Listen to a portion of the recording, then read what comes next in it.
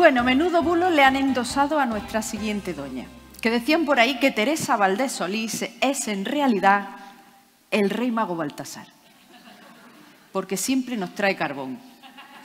Pero está claro que es mentira. El carbón que nos trae Baltasar se puede comer. El de Teresa no. ¡Qué asco! Una vez... No lo intentéis. Llevo escupiendo 10 minutos. Como la primera vez que me comí... Raquel, no voy a contar este chiste.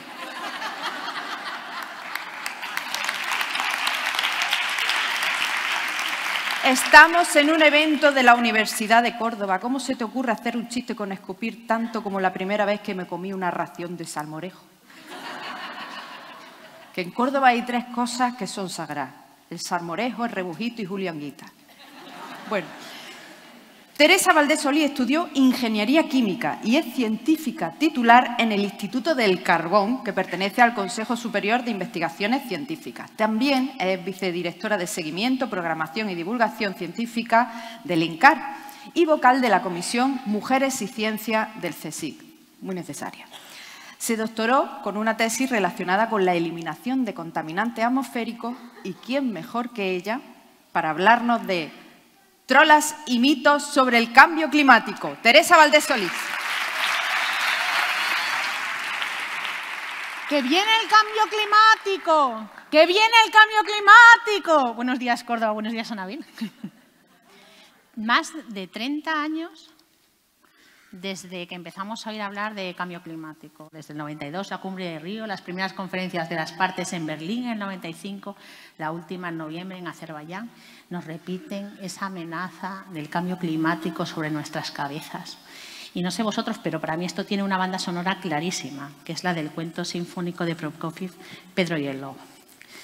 Le he dicho a Elena esta mañana que si me metía un audio y me ha dicho que no, así que habría que cantar, ¿no? Eso que suena na na na na na na na na na na na na na na na na. Si no suena es porque canto muy mal, pero la historia la vais a conocer seguro, ¿no?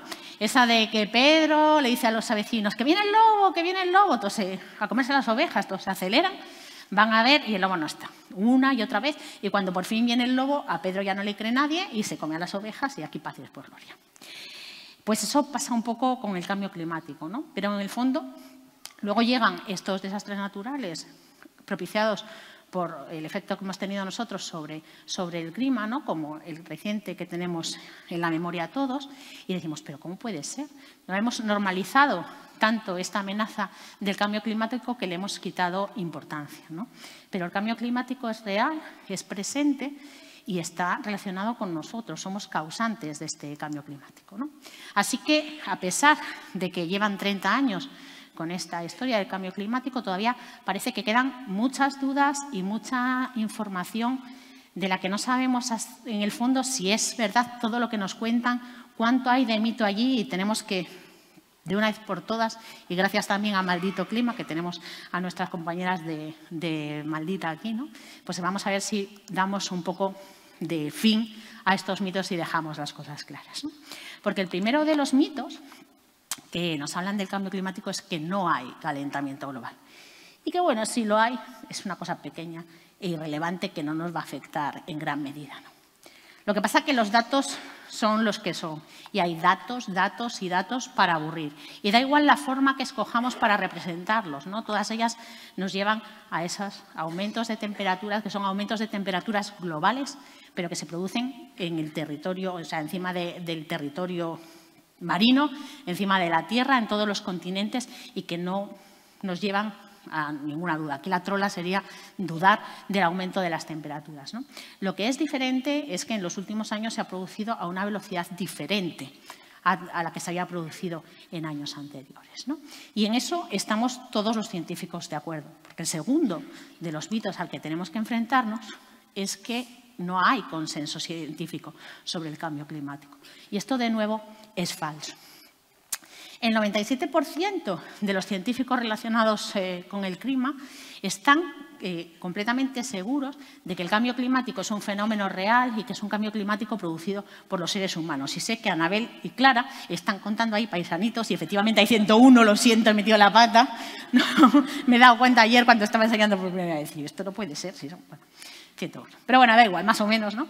Porque además muchas veces cuando nos enfrentamos a un falso debate de estos que se ven en los medios de comunicación, ¿no?, que colocan a un científico contra un negacionista, esta diferencia entre lo que es el consenso científico y lo que no se percibe tan claramente, ¿no? Pero solo un 3% de los científicos piensan que el cambio climático no es real o que no es tan grave, tan fiero el león como lo pintan, o que en el fondo nos puede beneficiar económicamente o que las causas no están claras, ¿no?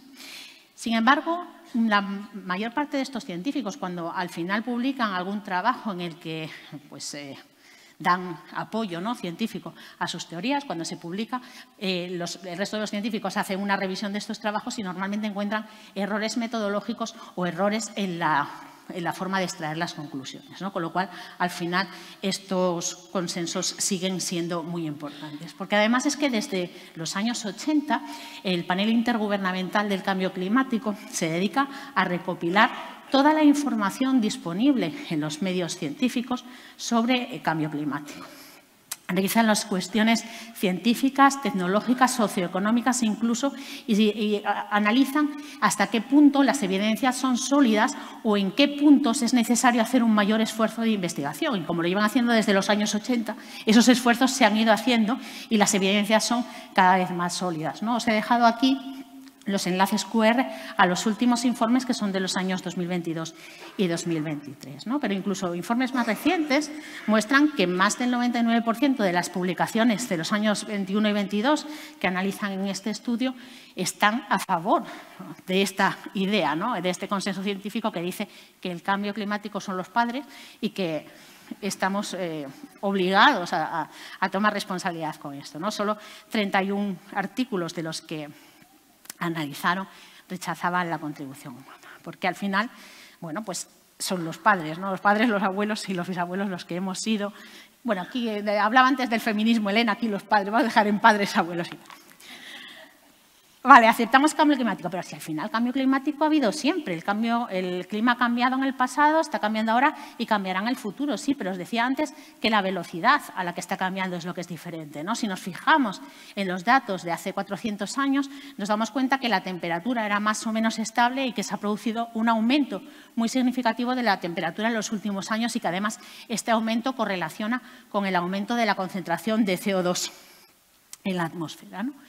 Es verdad que cuando analizamos los fenómenos, hay muchos fenómenos naturales que tienen efectos sobre el cambio climático. Los volcanes, los ciclos solares, las modificaciones de la órbita terrestre que tiene lugar durante miles de años, fenómenos como el Niño y la Niña.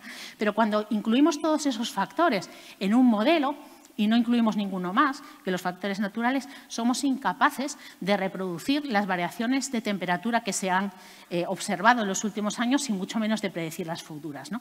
Para que realmente los modelos se ajusten a los datos, es necesario tener en cuenta nuestra contribución, la contribución humana, además de todas las contribuciones naturales. Y entonces sí somos capaces de reproducir ese comportamiento de las temperaturas en las distintas zonas analizadas y de predecir lo que va a pasar en el futuro. Y decía hace un momento que había una correlación entre el aumento de la temperatura y el aumento del CO2. Es verdad que haya una correlación no implica necesariamente que uno sea la causa y otro el efecto, pero la ciencia sí que ha establecido esta relación directa, ¿vale? Sabemos que el CO2 y el resto de gases de efecto invernadero, el CO2 producido por la combustión de combustibles fósiles, principalmente carbón, petróleo y gas natural, y los otros gases de efecto invernadero procedentes, por ejemplo, de la ganadería o de las industrias como la de los fertilizantes, producen un aumento de la temperatura. Un aumento de la temperatura que en condiciones normales nuestro planeta es capaz de gestionar, pero también hemos hecho nosotros nuestras puñeterías por ahí. Y hemos estado afectando a la capacidad de gestión de nuestro planeta también, por ejemplo, con sistemas como la tala de árboles, ¿no?, de zonas boscosas que nos ayudaban a controlar esta concentración. De todos ellos, el CO2, aunque solo sea por el volumen, es el más importante, ¿no? Y además porque sobre los otros hemos ido actuando con el paso del tiempo. Y en el caso del CO2, aunque hay diferencias en los orígenes en función de las distintas zonas geográficas y de los distintos estados de desarrollo de los países, en general en los países desarrollados prácticamente 3/4 partes de todo el CO2 se producen a partir del transporte, de la industria y de los sistemas energéticos, ¿no? Y ahí es precisamente donde tenemos que actuar. Porque dicen que, como el tango de Gardel, medio grado, un grado y medio, 20 años no son nada, ¿no? Pero nos dejan febril el planeta. Y tenemos que actuar sobre las consecuencias. Y las consecuencias son graves. Las consecuencias son el deshielo que produce el aumento del nivel del mar, la salinificación de los acuíferos, la erosión del suelo. Las consecuencias son los incendios, como los de Los Ángeles hace poco, ¿no? Que están también favorecidos por esa erosión del suelo y que son a la vez causa y consecuencia de la pérdida de biodiversidad. Las sequías y los cambios de patrones de precipitaciones que modifican nuestro sistema productivo y nuestros intereses turísticos, o, como hablábamos al principio, desastres como el de Valencia de octubre, ¿no? Que nos duelen en el corazón y que nos hacen preguntarnos cuál es el planeta que vamos a dejar para nuestras hijas, ¿no? Y al final el problema es ese, que no podemos dejarles unas deudas que no puedan pagar. Como decía Wangari Maathai, que es la fundadora de la ONG Green Belt Movement, que es una ONG de Kenia que se dedicaba a fomentar la igualdad de género, la mejora de las condiciones de vida en los países de vías de desarrollo y la igualdad en general, ¿no? A través de las acciones que fuesen en contra de la deforestación y a la que le dieron el Premio Nobel de la Paz precisamente por esta contribución al desarrollo sostenible, a la igualdad y a la paz. La generación que destruye el medio ambiente no es la generación que la paga. Y ese es parte del problema, pero vamos a ver si lo dejamos al menos medio solucionado, ¿no? Porque otro de los mitos es que no podemos hacer nada ya para pararlo, pero afortunadamente no es del todo así, digan lo que digan, ¿no? Y estamos en el uy, uy, uy, uy. No nos queda mucho tiempo.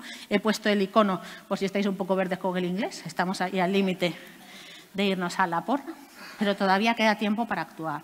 Pero cuando hablamos de actuar todos. Es verdad que tenemos compromisos como Unión Europea, que se han adoptado tras los acuerdos de París o en el Plan Nacional de Clima, que incorporan medidas que tenemos que adoptar para reducir nuestras emisiones de CO2 y volvernos más sostenibles, ¿no?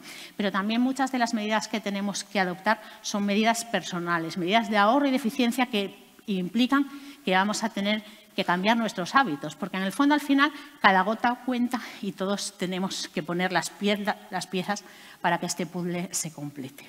Y sobre todo tenemos que ser consecuentes con nuestras afirmaciones, ¿no?